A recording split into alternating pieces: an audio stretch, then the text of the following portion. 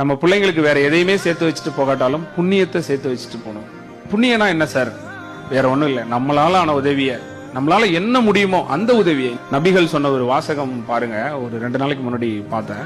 என்னால என்ன பண்ண முடியும்? நானே சாப்பாடு வழி இல்லாம இருக்கேன், நானே இன்னும் செட்டில் ஆகல, என்கிட்டயே ஒண்ணும் இல்லை, என்கிட்ட இருக்கிறது என் குடும்பத்துக்கே காணாது அப்படின்னா நபிகள் அழகா சொல்றாங்க, உன் வீட்டில் சமைக்கும் போது அதனுடைய வாசம் எவ்வளவு தூரம் சொல்கிறதோ அந்த தொலைவில் இருப்பவர்களே நீ சாப்பிட்டீர்களான்னு கேட்கலாம். முடியுமா? முடியாது.